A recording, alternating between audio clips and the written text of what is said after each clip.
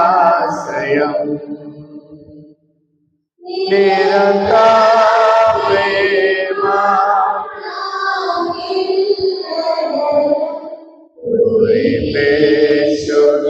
నీ ఆశ్రయం పరిశుద్ధ పరమ దివ్య సప్రసాదమునకు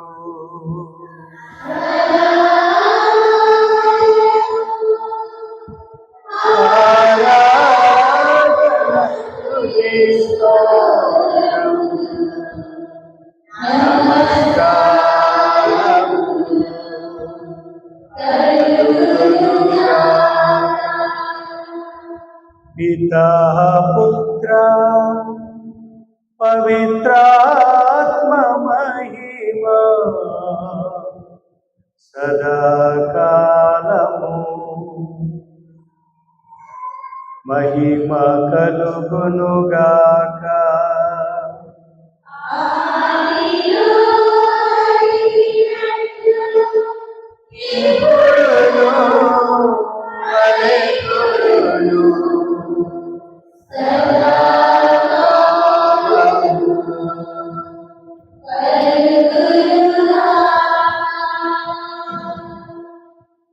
పరిశుద్ధ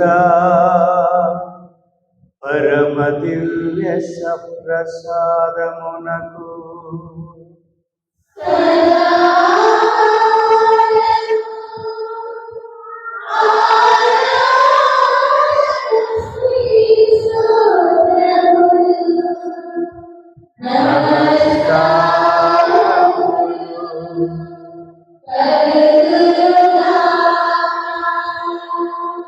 పితా పుత్ర పవిత్రాత్మ మహిమ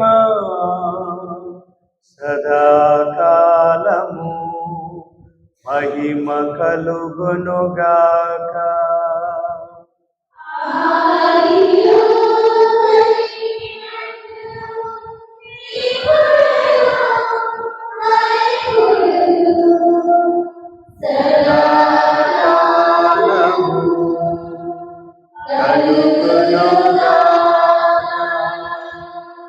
పరిశుద్ధ పరమ దివ్య సప్రసాదమునకు సదాకాలం ఆరాధన స్తుతి స్తోత్రము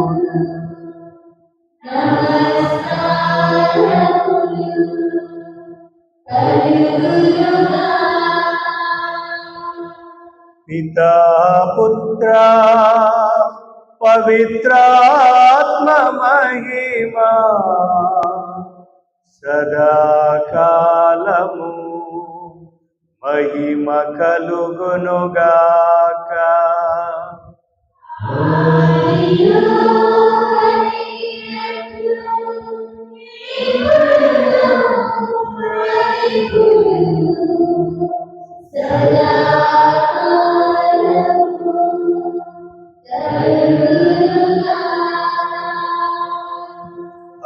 హల్లెలూయా హల్లెలూయా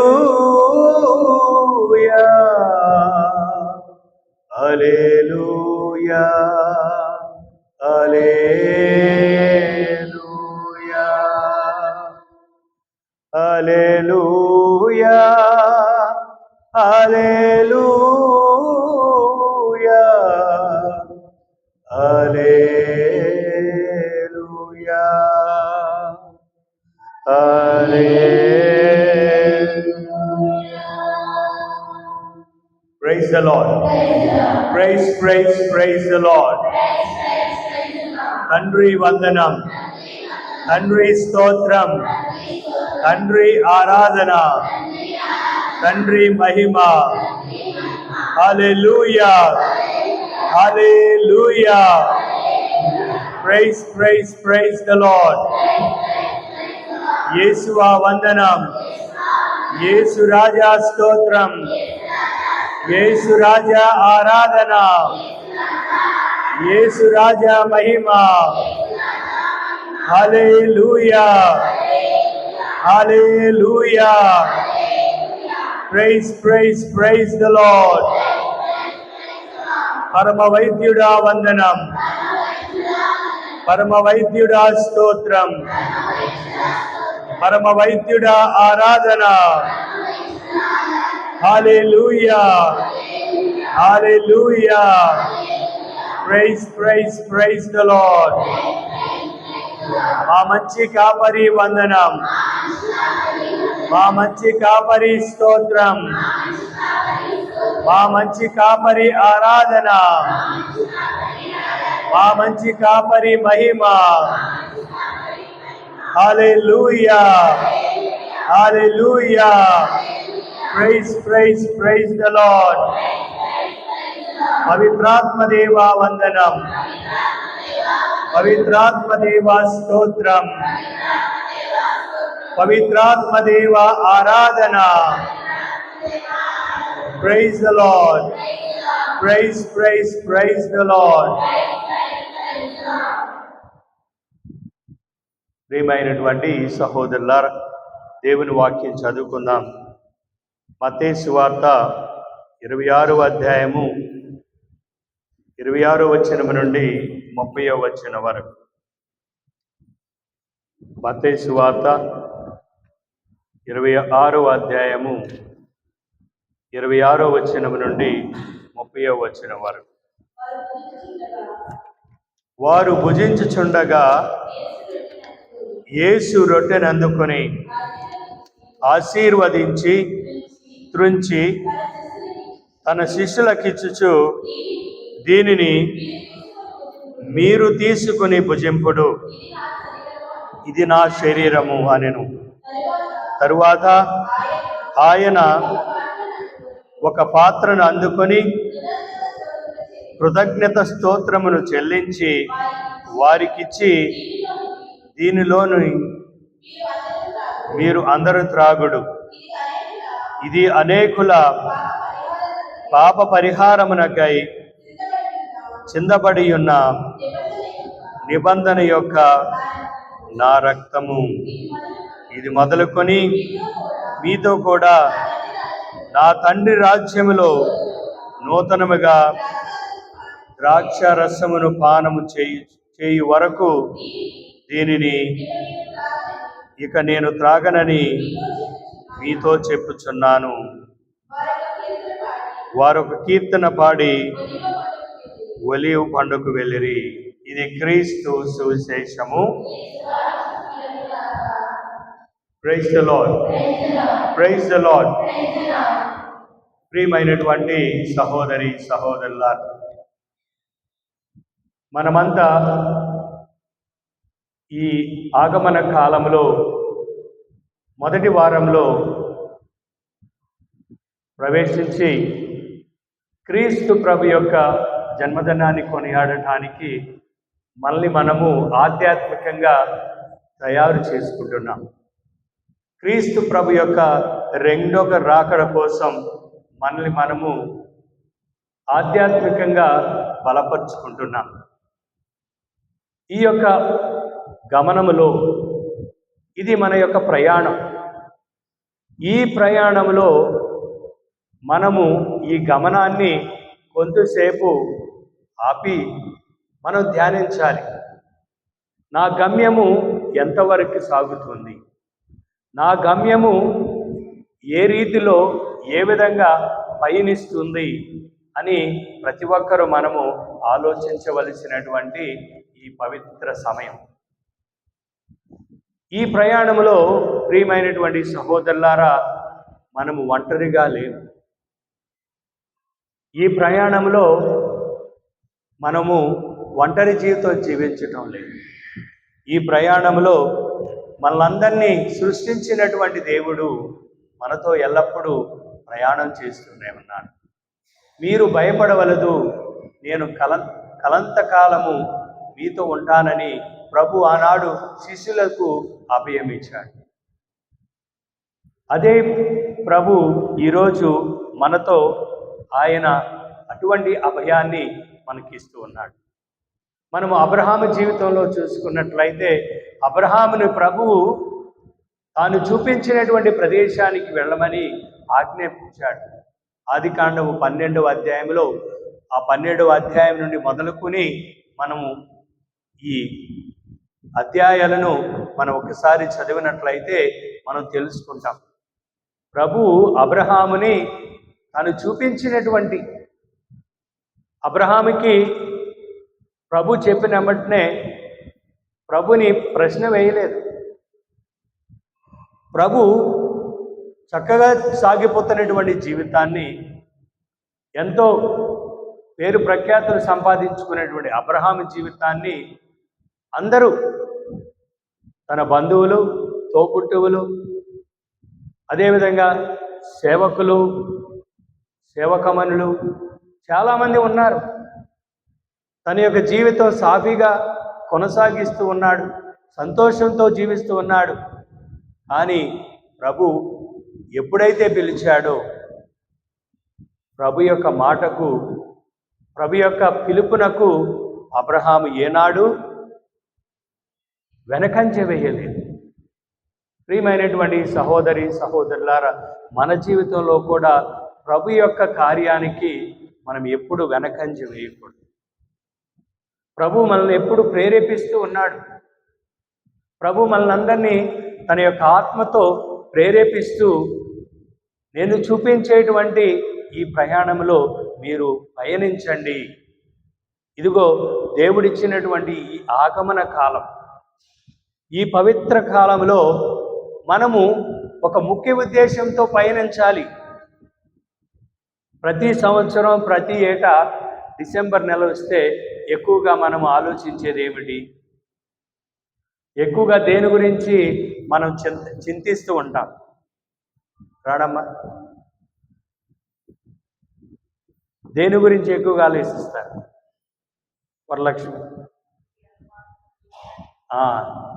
ఎటువంటి చీరలు కొనుక్కోవాలా, షాపింగ్ ఏం చేయాలా, తర్వాత ఇల్లు శుభ్రం చేసుకోవాలా, ఇంకా ఎటువంటి బంధుమిత్రుల్ని మనము ఆహ్వానించుకోవాలా, క్రిస్మస్ పండుగ ఇంకా ఎక్కువగా ఘనంగా చేసుకోవాలా అని ఆలోచనలోనే ఉంటాం. కానీ ముఖ్యమైనటువంటి ఉద్దేశం గురించి మనం శ్రద్ధ తీసుకోం. మన ముఖ్యమైనటువంటి ఉద్దేశం గురించి మనం శ్రద్ధ తీసుకోం. అన్నీ చక్కగా తయారు చేసుకుంటాం, ఇల్లు శుభ్రం చేసుకుంటాం, మన యొక్క శరీరాలను శుభ్రం చేసుకుంటాం, చక్కగా అలంకరించుకుంటాం అన్నీ. కానీ మన హృదయాన్ని మాత్రం శుభ్రం చేసుకో. ప్రభుకి కావలసింది ఏమిటి? ఏమివ్వగలను యేసయ్యా, ఏమీ లేదే ప్రభు నాదంటూ, ఏమివ్వగలను యేసయ్యా, ఏమీ లేదే ప్రభు నాదంటూ. మనదంటూ ఏముంది? ప్రభుకి ఏమి ఇవ్వగలం మనం? ఆయన జన్మదినాన్ని కొనియాడుతున్నటువంటి ప్రభుకి మనం ఏమిచ్చి రుణం తీర్చుకోగలం? ప్రభు మన నుండి కోరేది ఏమిటి? ప్రభు మన నుండి ఆశపడేది ఏమిటి? ప్రభు మన నుండి ఎక్కువగా ముఖ్యమైనటువంటి ఉద్దేశం కోసం మనము శ్రద్ధ చూపించాలని ప్రభు మనల్ని ఆశపడుతూ ఉన్నాడు. ఆ ఆశ ఏమిటో తెలుసా? మన యొక్క హృదయాన్ని శుద్ధపరచుకోవాలి. మన హృదయాన్ని శుభ్రపరచుకున్నట్లయితే ప్రభు మన యొక్క హృదయ ద్వారమున తట్టుతూ ఉన్నాడు.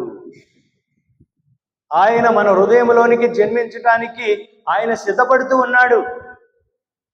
మన జీవితంలోనికి ఆయన ఉండటానికి, ఇమ్మాన్యుయేల్ అంటే మనతో ఉండటానికి, దేవుడు మనతో ఉన్నాడు.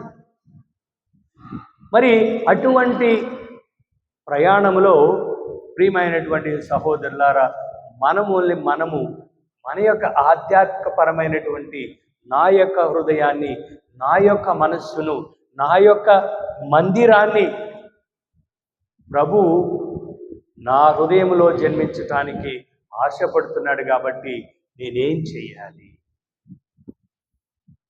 మరి ఇటువంటి హృదయ శుద్ధి కోసం మనం ఏం చేయాలి? దాని గురించి తపన పడాలి ప్రియమైనటువంటి సహోదరి సహోదరుల. మరి ఇంకా ఎంతోమంది ఇజ్రాయేలు ప్రజలు నడిపించినటువంటి దేవుడు ద్వితీయోపదేశ కాండము 31వ అధ్యాయము 6వ వచనములో, ద్వితీయోపదేశ కాండము 31వ అధ్యాయము 6వ వచనములో ప్రభు ఇజ్రాయేలు ప్రజలకు ఈ విధంగా చెప్తున్నాడు, మీరు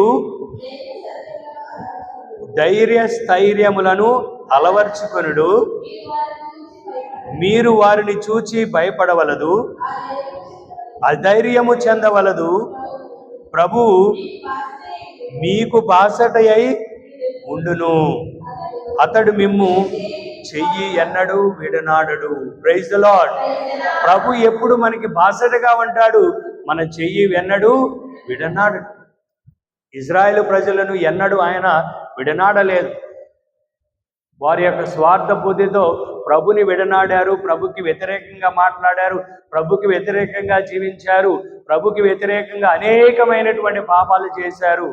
కానీ ప్రభు వారిని మాత్రము విడనాడలేదు. విడనాడనటువంటి గొప్ప దేవుడు మన ప్రభు.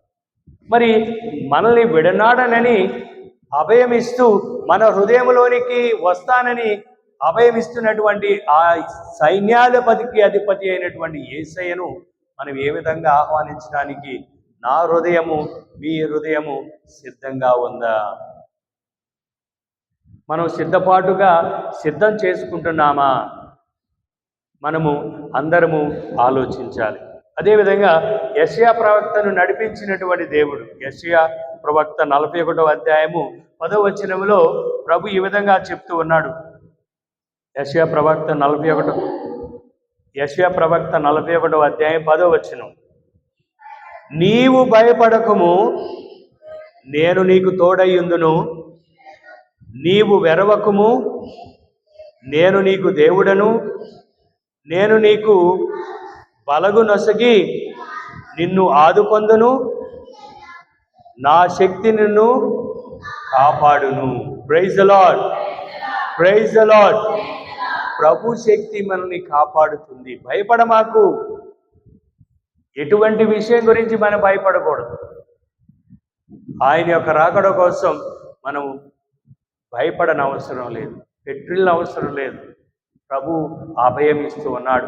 ఆయన యొక్క శక్తితో మనల్ని నింపుతానని, ఆయన మన హృదయంలోనికి ఆహ్వానించుకున్నప్పుడు, ఆయన మన హృదయంలో జన్మించినప్పుడు, ఆయన మన కుటుంబంలో జన్మించినప్పుడు, మన యొక్క సంఘంలో ఆయన జన్మించినప్పుడు మనము భయపడగలమా? ఆయన శక్తితో నింపుతాడు. శక్తిని నింపి నేను మీ హృదయంలో జన్మిస్తానని ప్రభు మనకి అభయమిస్తున్నాడు. కాబట్టి మనల్ని మనము తయారు చేసుకోవాలి ప్రియమైనటువంటి సహోదరులారా. అదేవిధంగా మరి ప్రభు మనతో ఉన్నప్పుడు మనం ఏం చెయ్యాలి? ప్రభు మనతో ఉండటానికి ఆయన ఆశపడుతున్నప్పుడు మనం ఏం చెయ్యాలి?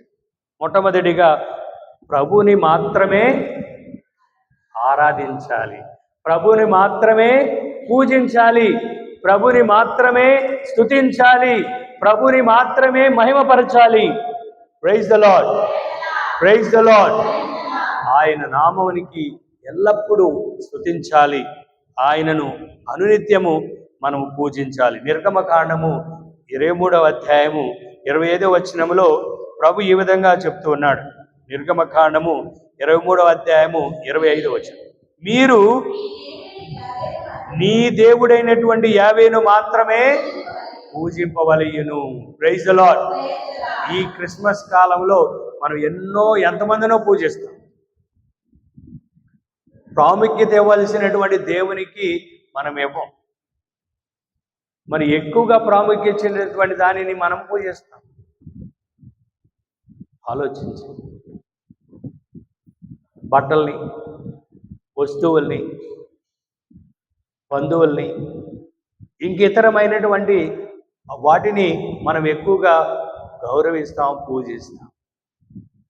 ఈ ఆగమన కాలంలో ప్రియమైనటువంటి సహోదరులారా, మనం తెలుసుకోవాలి.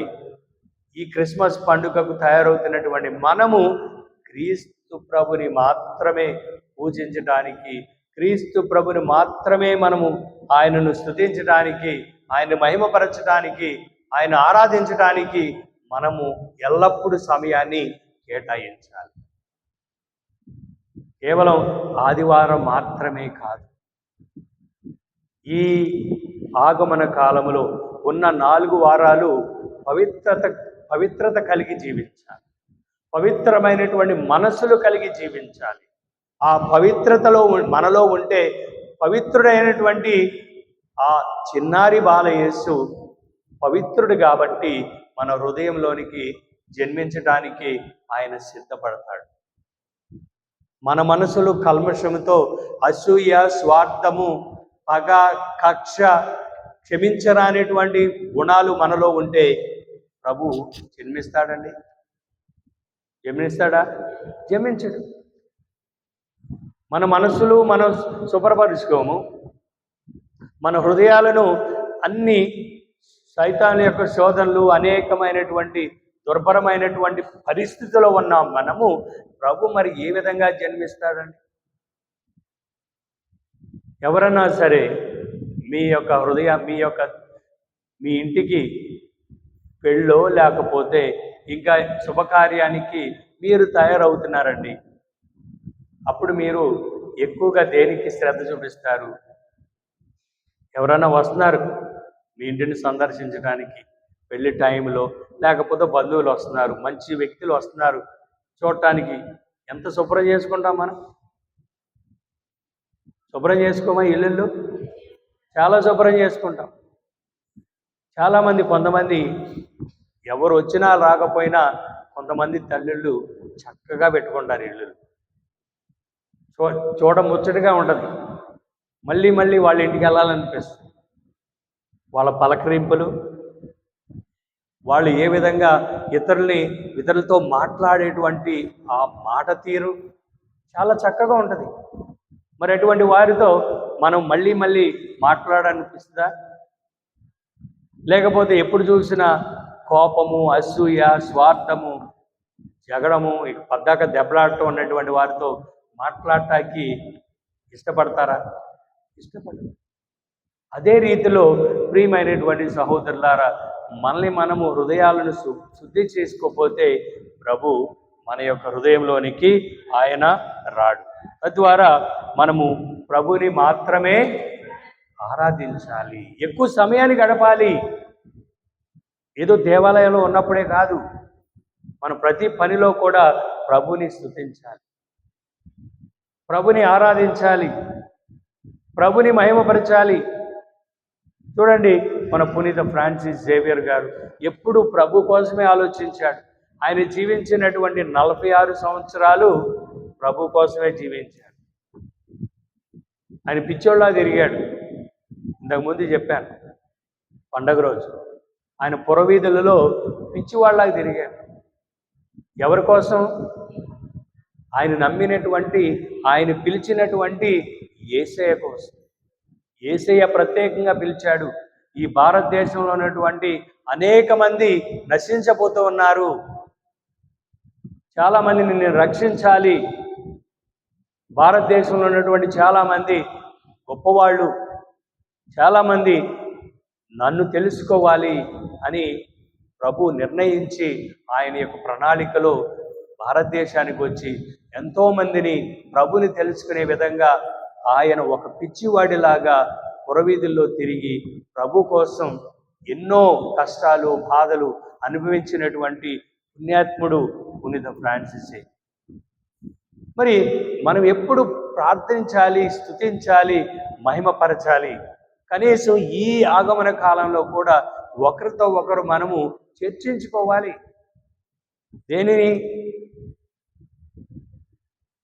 దేని గురించి చర్చించాలి? దేవుడు చేసినటువంటి మేలు గురించి. చూడండి, మరియ తల్లి ఎప్పుడైతే ఎలిజబెత్ అమ్మకు గర్భం ధరించిందని వాళ్ళ యొక్క కజిన్ ఎలిజబెత్ అమ్మ మరియ తల్లికి చుట్టం. మరియ తల్లి దేవుని చేత అనుగ్రహాన్ని పొందినటువంటి మరియ తల్లి ఎప్పుడైతే తన యొక్క చుట్టము అయినటువంటి ఎలిజబెత్ అమ్మ గర్భం ధరించింది తెలుసుకుందో ఆమె యొక్క ఆనందానికి హద్దులు లేవు. ఆ చీకటిలోనే, ఆ భయంకరమైనటువంటి వాతావరణంలోనే ఆ ఎలిజబెత్ అమ్మకు సహాయం చేయడానికి వెళ్ళినటువంటి ధన్యురాలు మరియ తల్లి. ఆ విధంగా మనము ఎవరికన్నా దేవుడు ఆశీర్వదిస్తే, దేవుడు ఎవరినైనా దీవిస్తే, ఎవరి కుటుంబంలో అయినా దేవుడు అనేకమైనటువంటి మేలు తెలిసి నీకు తెలిస్తే మనం ఏం చేయాలండి? ఏం చేయాలమ్మా? వాళ్ళ తరపున మనము కూడా దేవుణ్ణి స్తుతించాలి, ఆరాధించాలి, మహిమపరుచుకోవాలి, ఇతరులతో పంచుకోవాలి. కానీ మనం అది చెయ్యాలి. వాళ్ళ తరపున మనము సంతోషించి దేవుణ్ణి స్తుతించడం ఒక పక్కన పెడితే, కానీ మనము ఎవరైనా దేవుడు ఆశీర్వదిస్తే వాళ్ళతో మాట్లాడడం మనం స్వార్థం.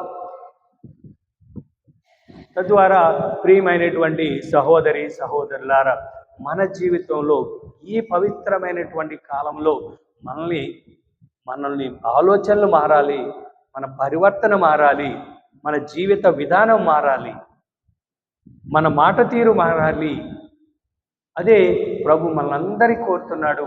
ప్రియమైనటువంటి సహోదరులారా, అది ఎప్పుడు వస్తుందంటే మనం సర్వదా ప్రభుని స్తుతిస్తే, సర్వదా ప్రభునికి మనము దేవునికి మనల్ని అర్పించుకుంటే, ప్రభువా నా చిత్తం కాదు అది నీ చిత్తమే జరుగునుగాక, ప్రభువా నా సర్వాన్ని నీకు నేను అర్పిస్తూ ఉన్నాను, నా యొక్క స్వార్థాన్ని, నా యొక్క ఆలోచనని, నా యొక్క గర్వాన్ని, నా యొక్క ప్రతి ఒక్క విషయాన్ని నీకు నేను అర్పిస్తున్నానయ్యా అని ప్రభుకి మనము అర్పించుకోవాలి.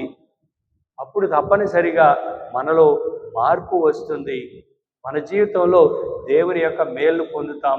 ప్రియమైనటువంటి సహోదరులారా, praise the Lord, praise the Lord. నడిపిస్తాడు నా దేవుడు, శ్రమలోనైనా నన్ను విడువడు. నడిపిస్తాడు నా దేవుడు, శ్రమలోనైనా నన్ను విడువడు.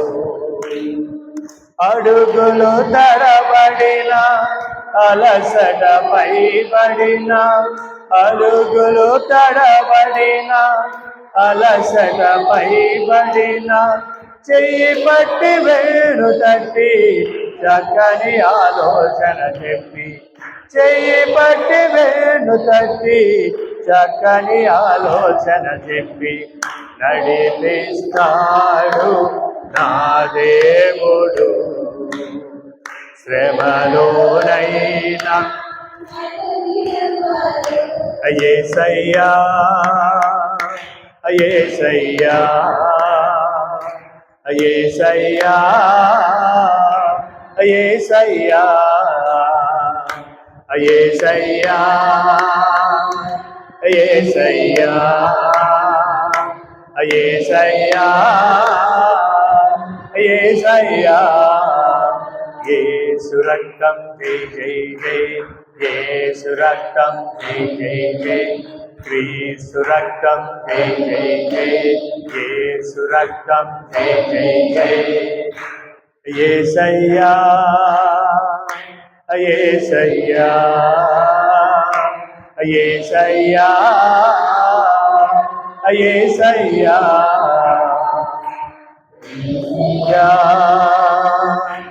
యేసయ్యా యేసయ్యా యేసయ్యా. కష్టాల కొలిమి కాల్చి వేసిన, శోకాలు నేను చీల్చి వేసిన, కష్టాలు కొలిమి వేసిన, శోకాలు నేను చీల్చి వేసిన, తన చిత్తం నెరవేర్చుతాడు. గమ్యం వరకు నన్ను చేర్చుతాడు. తన చిత్తం తాడు గమ్యం వరకు నన్ను చేర్చుతా. యేసయ్యా యేసయ్యా యేసయ్యా యేసయ్యా యేసయ్యా యేసయ్యా యేసయ్యా యేసయ్యా నడిపిస్తాడు నా దేవుడు. శ్రమలోనైనా నన్ను విడువ. నడిపించేది ఎవరు? మనల్ని దీవించేది ఎవరు? కష్టాల కొలిమి నుండి మనల్ని రక్షించేది ఎవరు? మన యొక్క బాధల నుండి, అనారోగ్యం నుండి స్వస్థపరిచేది ఎవరు? మన యేసయ్యా. యేసయ్యా యేసయ్యా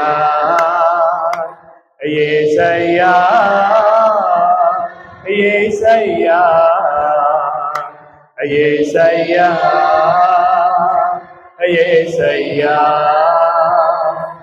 యేసయ్యా యేసయ్యా. Praise the Lord. Praise praise praise the Lord. రెండవది, ప్రియమైనటువంటి సహోదరులారా, ప్రభునందు మాత్రమే మనం ఉండాలి. ఈ ఆగమన కాలంలో ప్రభునందే మనం జీవించాలి. ప్రభునందే మనం ఉండాలి.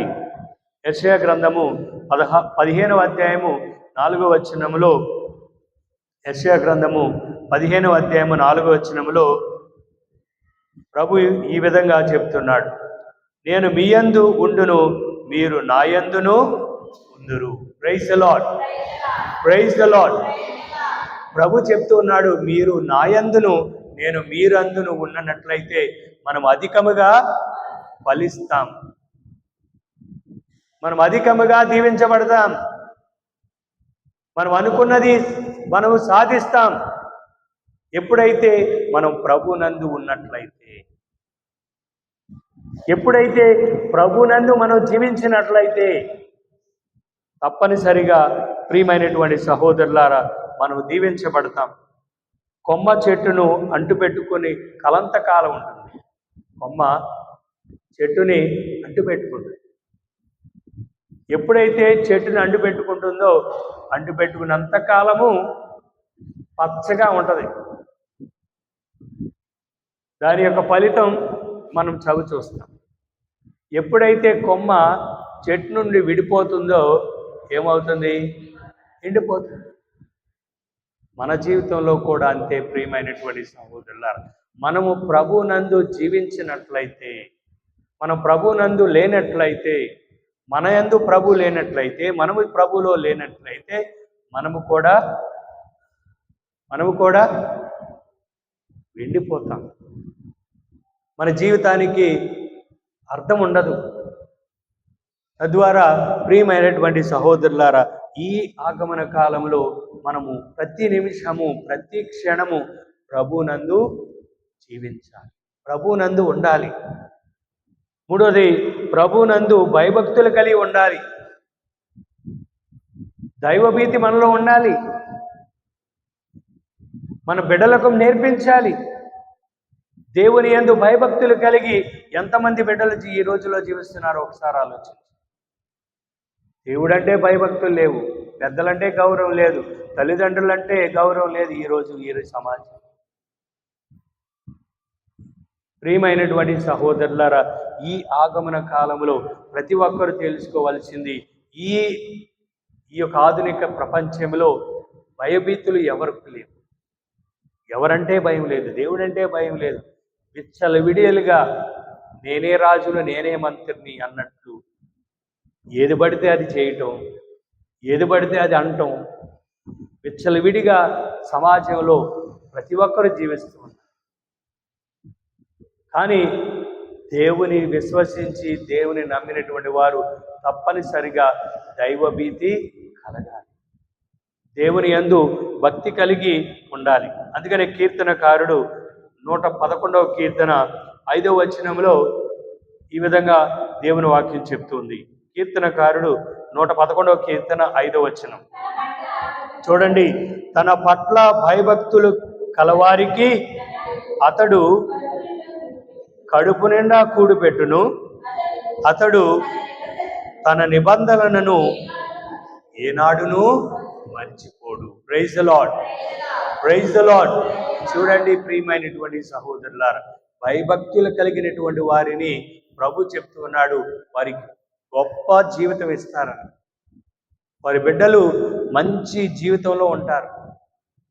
చూడండి, మనం ఒకసారి పరీక్షిస్తే ఏ బిడ్డలైతే దైవభీతి కలిగి పెద్దలందు గౌరవంగా ఉంటారో వారి సమాజంలో మంచి స్థాయిలో ఉంటారు, మంచి ఉద్యోగాల్లో ఉంటారు, మంచి కుటుంబాలు ఉంటాయి వాళ్ళకి. ఎప్పుడైతే దైవభీతి లేదో, పెద్దలంటే గౌరవం లేదో, వాళ్ళ కుటుంబాల్లో ఉన్నటువంటి బిడ్డలకి పోరంబోగులా తిరుగుతారు. అవునా కాదా? వాస్తవం ఇది. దేనికి పనికిరాని వాటిగా విధంగా తిరుగుతారు.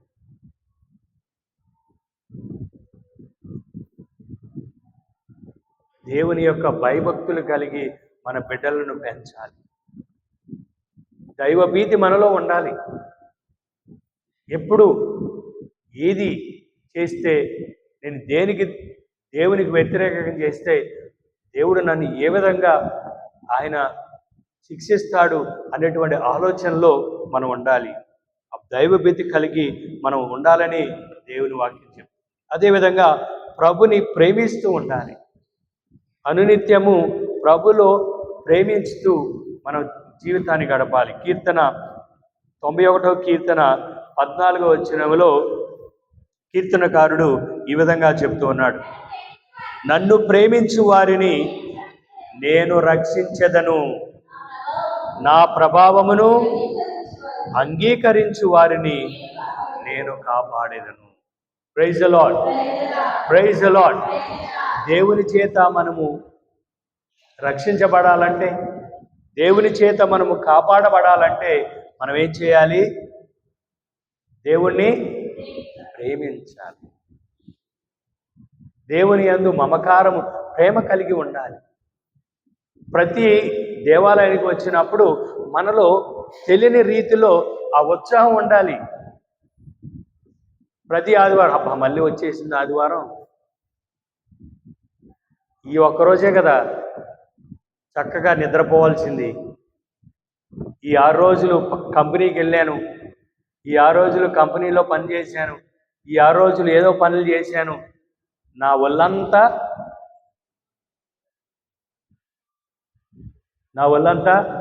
భాగ్యలక్ష్మి, నా ఒళ్ళంతా కోణం అయిపోయింది. కనీసం ఈ ఒక్క రోజైనా నిద్రపోదామంటే మా ఆయన ఊరుకోడు, లే టైం అయింది అనే రకంగా ఉండరు వీళ్ళు. కానీ చాలామంది ఈ అశ్రద్ధ చేస్తారు, చాలామంది బద్దకిస్తారు. సినిమా చూపిస్తానను, సినిమాకి వెళ్తారను, అప్పుడే తలనొప్పి అని పడుకున్నటువంటి వ్యక్తి కూడా లెగిసి గంతులేస్తాడు. కానీ దేవుని దగ్గరికి వెళ్దామంటే తలనొప్పి, ఒళ్ళనొప్పులు. కానీ ప్రియమైనటువంటి సహోదరులారా, ఆలోచించండి.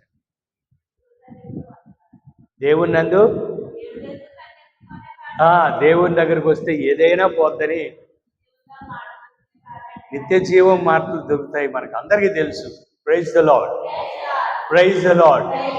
తద్వారా ప్రియమైనటువంటి సహోదరులారా, వారమంతా కష్టపడినా, ఒళ్ళు నడిగిపోయినా, ఏమైనా సరే దేవుని మాత్రం మనము విడనాడకూడదు. దివ్య బలి పూజలో మనం పాల్గొనాలి. క్రీస్తు ప్రభు యొక్క శరీర రక్తాలను భుజించాలి. అప్పుడే మనకు మనశ్శాంతి ఉండాలి. అప్పుడే మనం ఏ పనైనా చేయాలి. అప్పుడే మనకి ఏదైనా మనం ఆలోచించాలి. ఆ విధంగా ఉంటే తప్పనిసరిగా ప్రియమైనటువంటి సహోదరులారా, ప్రభుని ప్రేమించిన వాళ్ళం అవుతాం. ప్రభుని భక్తితో మనము ఆయనను స్తుతించిన వాళ్ళం అవుతాం. దేవుని యందు భయభక్తులు కలిగి ఉంటాం. దేవునిలో జీవిస్తాం. దేవుడు మనల్ని ఇంకా అధికముగా మన బిడ్డలను, మన యొక్క జీవితాలను ఆశ్రయిస్తాడు. చివరిగా ఎప్పుడు ఎల్లప్పుడూ ప్రార్థించాలి. ప్రార్థనలతో ఉండాలి. ఇర్మియా ప్రవక్త 33వ అధ్యాయము 3వ వచనములో ఇర్మియా ప్రవక్త ఈ విధంగా చెప్తూ ఉన్నాడు. ఇర్మియా ప్రవక్త 33వ అధ్యాయము 3వ వచనం, నీవు నన్ను పిలితివేవి, నేను నీకు జవాబిత్తును. చాలు. ప్రార్థనను మర్చిపోకూడదు. ప్రార్థిస్తూనే ఉండాలి. కష్టంలో సహాయం అడుగుతూ ప్రార్థించాలి. మన దేవుడు దీవించినప్పుడు దేవుని కృతజ్ఞత తెలుపుతూ ప్రార్థించాలి. అన్ని వేళలా, అన్ని సమయాలలో ప్రార్థన మనము విడనాడకూడదు. అదే ప్రభు మనందరి ఈ యొక్క ఆగమన కాలంలో మనందరినీ కోరుతూ, తద్వారా ప్రియమైనటువంటి సహోదరులారా, ఈ ఉన్న కొద్ది వారాల రోజులు మనం శ్రద్ధ చూపి దేవునిలో ఉండటానికి, దేవుణ్ణి స్తుతించటానికి, భయభక్తులు కలిగి జీవించటానికి, దేవుణ్ణి ప్రేమించటానికి, దేవుణ్ణి ఎల్లప్పుడూ ప్రార్థించడానికి సమయాన్ని గడుపుదాం. దేవుడు మనందరినీ దీవించుదురుగాక. పిత, పుత్ర, పవిత్రాత్మ నామమున.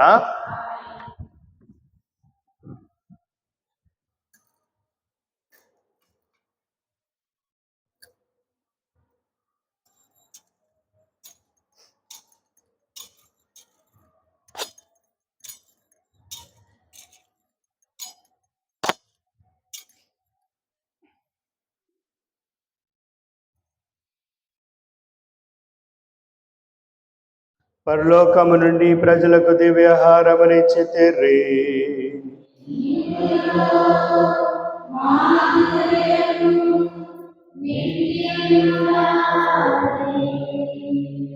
ప్రార్థించుదాము. ఓ సర్వేశ్వర, ఈ అద్భుత దేవద్రవ్యమానము ద్వారా మీ పాటుల జ్ఞాపక చిహ్నము మాకు చిత్తగించితిరే. మీ దివ్య శరీర రక్తముల పరమ రహస్యములను మేము భక్తి శ్రద్ధలతో పూజింపను. నీ రక్షణ ఫలమును మేము నిరంతరము చవి చూడను. యుగములు జీవించు పాలన చేయు ఏరుల వారా మాకు అనుగ్రహించండి.